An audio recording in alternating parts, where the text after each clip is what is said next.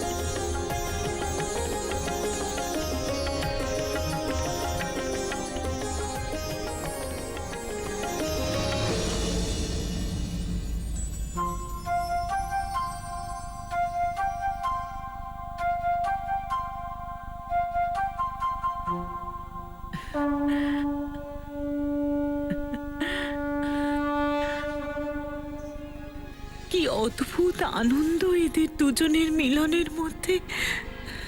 আমার এরকম মনে হচ্ছে যেন সমস্ত সৃষ্টি আনন্দময় হয়ে গেছে।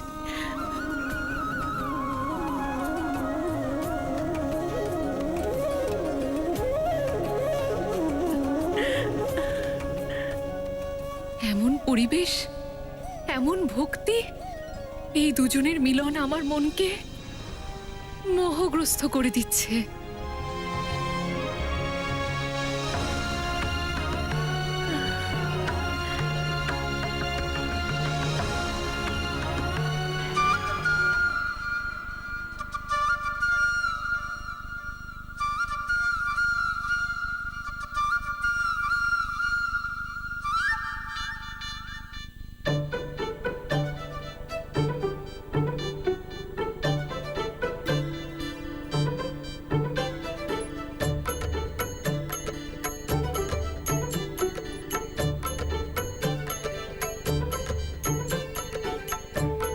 আরে, এই সমস্ত দেবদেবীরা তো এখানেই আছেন।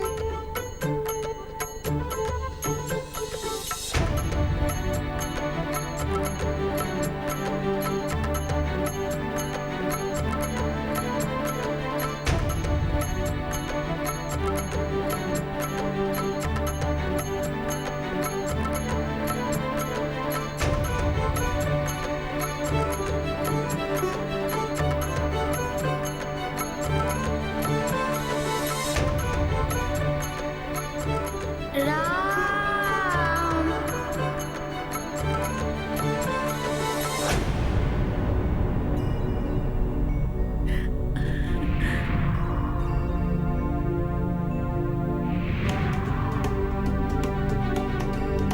উনি তো আমার মায়ের মতোই দেখতে।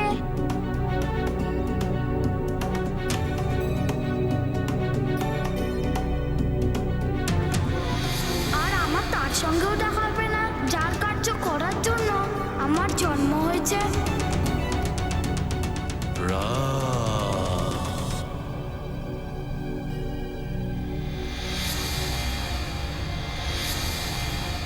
মা, পিতা, রাম রাম।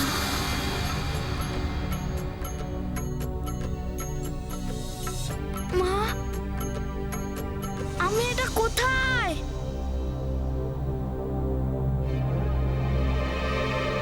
এটা হলো অযোধ্যা। হ্যাঁ পুত্র, রামের অযোধ্যায়। তুমি অযোধ্যায় আছো?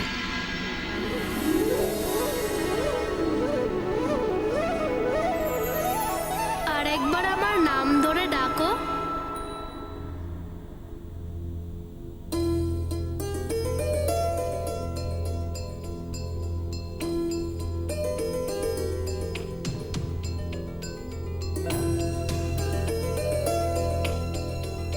রাম,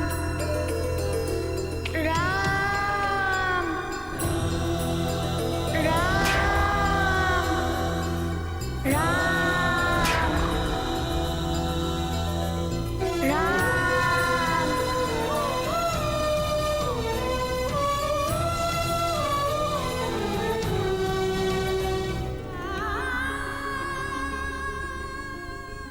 রাম। আমাকে মনে হয় কেউ ডাকছে মা।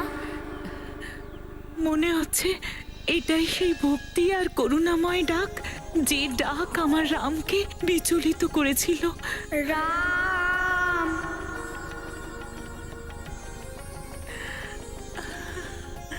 হ্যাঁ।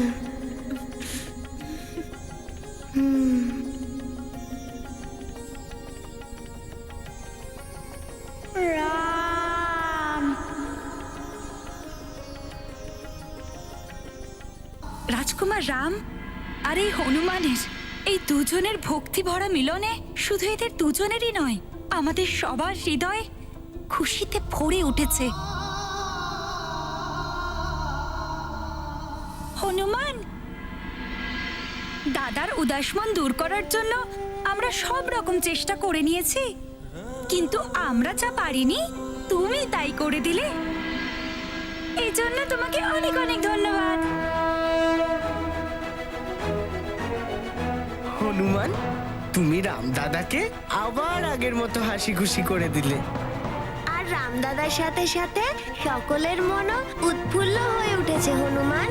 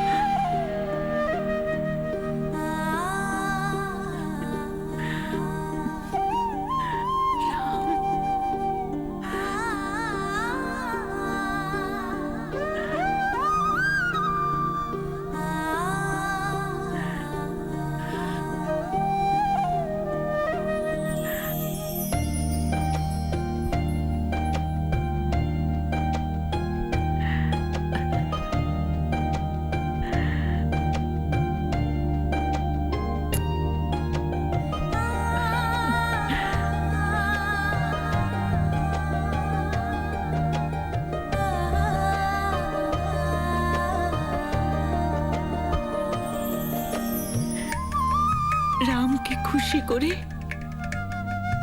তুমি আমাদের সবার মন জিতে নিয়েছো হনুমান।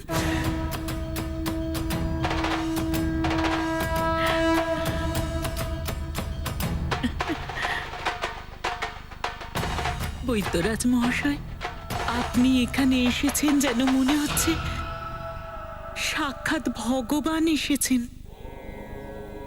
আপনাকে অসংখ্য অসংখ্য ধন্যবাদ।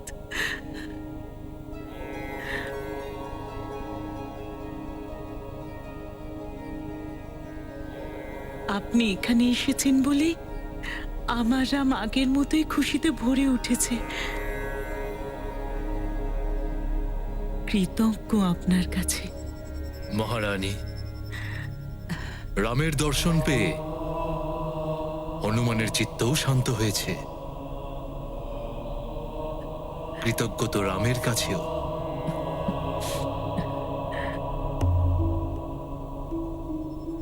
আগের মতনই স্বাভাবিক হয়ে গেছে হনুমান।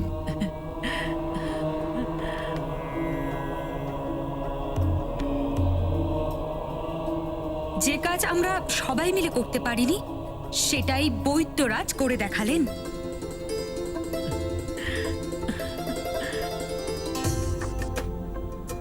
বৈদ্যরাজ, আমার তো আপনাকে প্রণাম করতে ইচ্ছা করছে। কি অদ্ভুত কাজটাই না আপনি করেছেন। তার কোনো প্রয়োজন নেই। আমি তো কিছুই করিনি, শুধু চিকিৎসা করেছি। আমি তো শুধু নিমিত্ত মাত্র, দুজনকে মেলানোর জন্য। মিলিত হয়ে দুজনেই উৎফুল্ল হয়েছে, আর সম্পূর্ণ হলো চিকিৎসা। বৈদ্যরাজ মহাশয়, যদি আপনি না আসতেন তাহলে কখনো রামের উদাস ভাব দূর হতো না। যজ্ঞ সম্পন্ন হওয়ার পথে বাধার সৃষ্টি হতো। আপনি আমাদের সংকল্প রক্ষা করেছেন।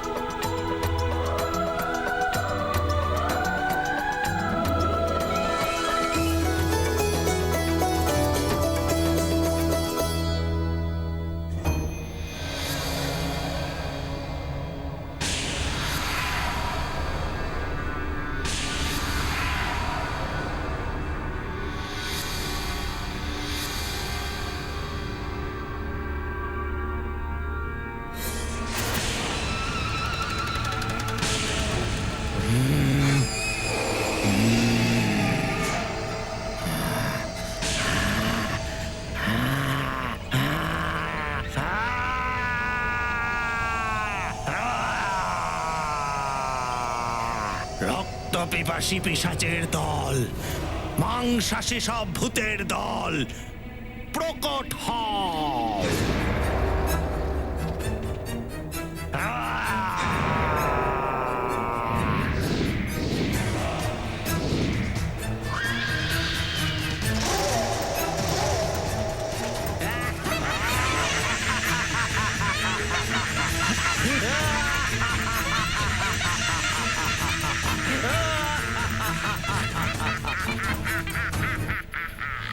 ভূত আর পিশাচের দল, পবিত্র মাংস আর শুদ্ধ রক্ত অনেক দেখেছি এই অযোধ্যা নগরে।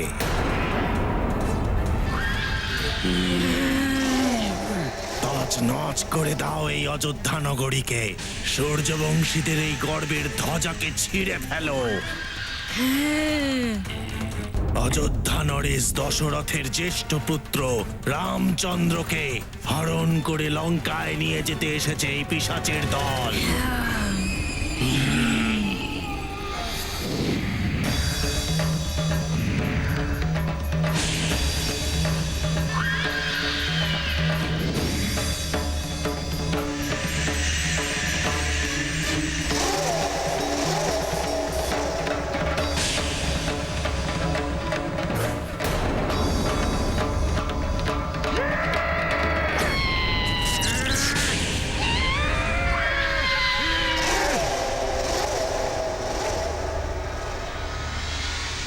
কে আটকালো এই মহাপিশাচকে সেটা তো আমি বুঝতে পারছি না।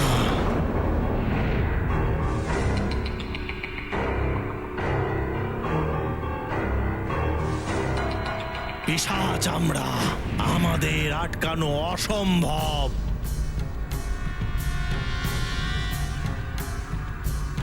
ছলনার বল দিয়ে, যুক্তি দিয়ে, তা না হলে শক্তি দিয়ে যে কোনো উপায়ে অযোধ্যায় প্রবেশ করে দশরথের জ্যেষ্ঠ পুত্রকে আমরা হরণ করে নিয়ে যাব।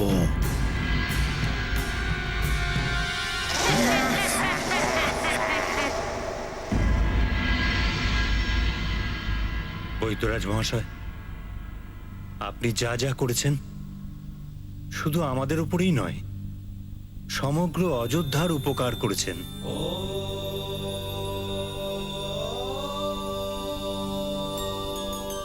এবার রামের যুবরাজ হওয়ার পথ প্রশস্ত হয়ে গেল।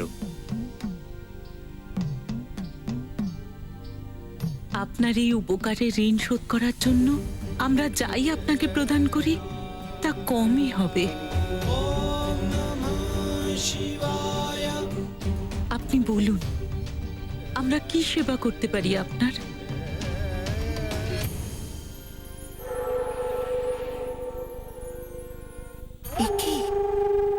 রাম সুস্থ হয়ে গেল কি করে?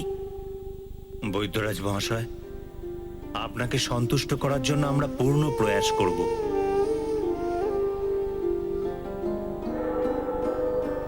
আপনি আজ্ঞা দিন। যদি ইনি সমস্ত রাজপাট চেয়ে নেন তবে? মহারাজ দশরথ রঘুকুলের নিয়ম অনুসারে তার কথা রাখবেন, কিন্তু তাহলে তো অনর্থ হয়ে যাবে। এই বৈদ্যরাজ যা করেছেন সেটা তো অন্য কেউ করতেই পারলেন না মন্থরা। অতএব ইচ্ছে শুল্ক পাওয়ার যোগ্যতা তো ওনার আছেই।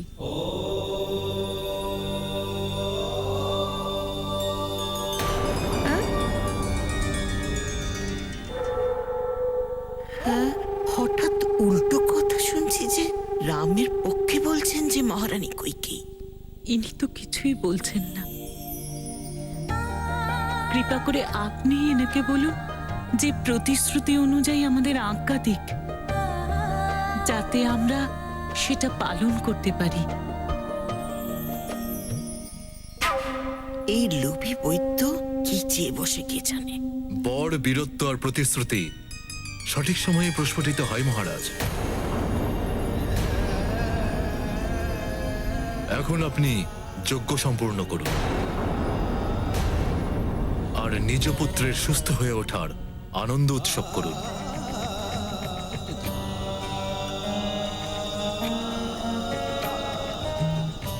অবশ্যই আমি সঠিক সময় এলে আমার ইচ্ছে মতন শুল্ক চেয়ে নেব।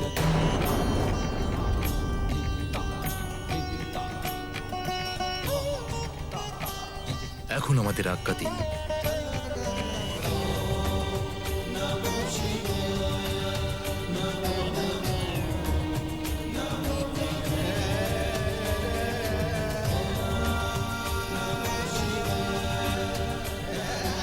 রাম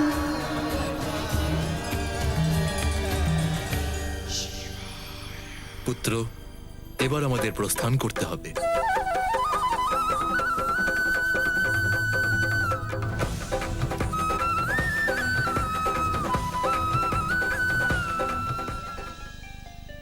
দেখে মনে হচ্ছে দুজনের মন এখনো তৃপ্ত হয়নি। রাম উন্মুখ হয়ে দুজন দুজনকে দেখেই যাচ্ছেন। অবশ্যই ওদের সম্পর্ক যেন জন্ম জন্মান্তরের।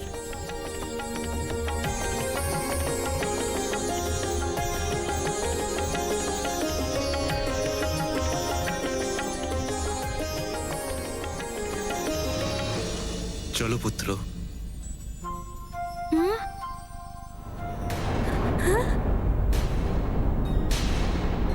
প্রস্থানের সময় হয়ে গেছে, এবার আমাদের যেতে হবে।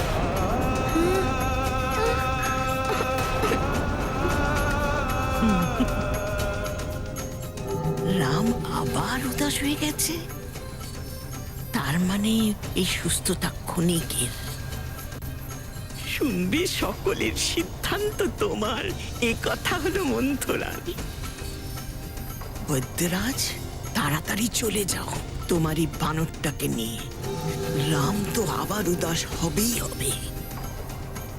না তুমি কোনো শুল্ক পাবে, না যজ্ঞ সম্পন্ন হবে।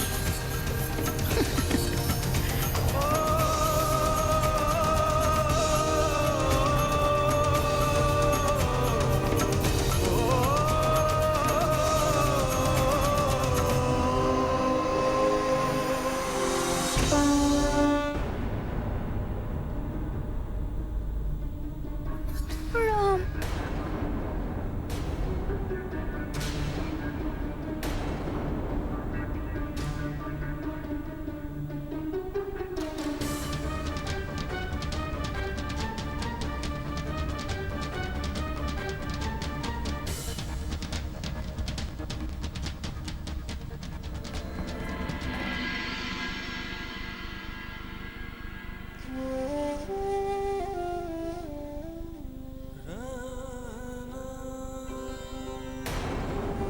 রাম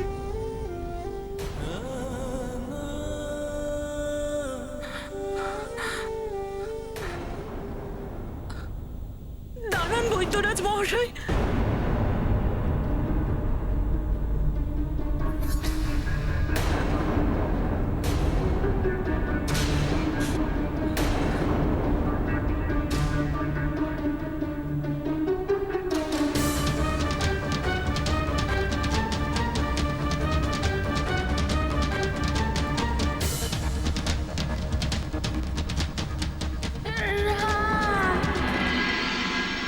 রাম হনুমানকে যেতে দেখে রাম আবার উদাস হয়ে গেছে।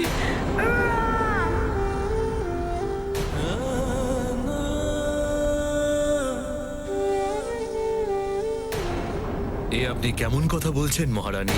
আমি আপনাকে অনুরোধ করছি, যদি আপনি বলেন তাহলে আমি এর মূল্য দিয়ে দেব। বাস বাস বাস।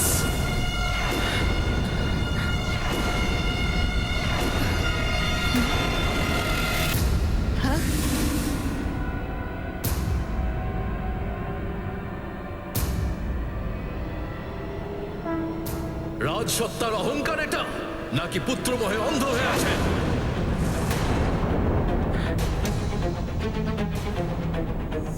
নাকি স্বার্থে অন্ধ হয়ে গেছে মমতা? মহারানী, ও কোনো বস্তু নয় যার মূল্য নির্ধারণ করবেন আপনি। ও একজনের পুত্র।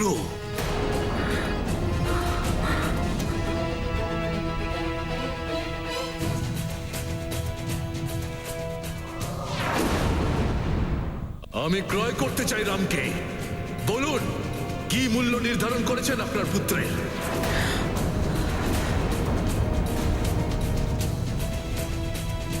ধন সম্পত্তিতে ভরিয়ে দেব আপনাকে। ঐশ্বর্যের পর্বত আছে আমার কাছে।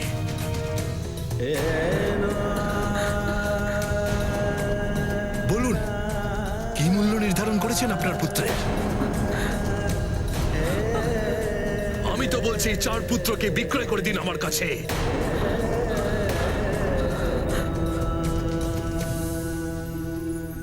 সবার সঠিক মূল্য দিয়ে দেব আমি।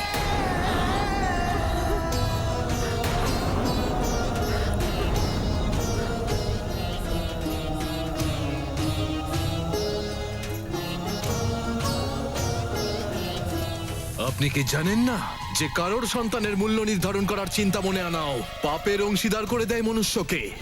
যে এমনটা করে তাকে একদিন তার উচিত পরিণাম ভোগ করতেই হয়।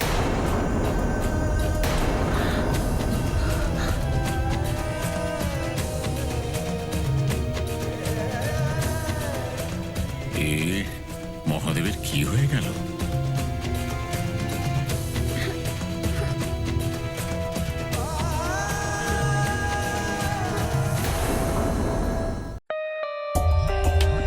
For more updates, subscribe to our channel, click the show links and enjoy watching the videos.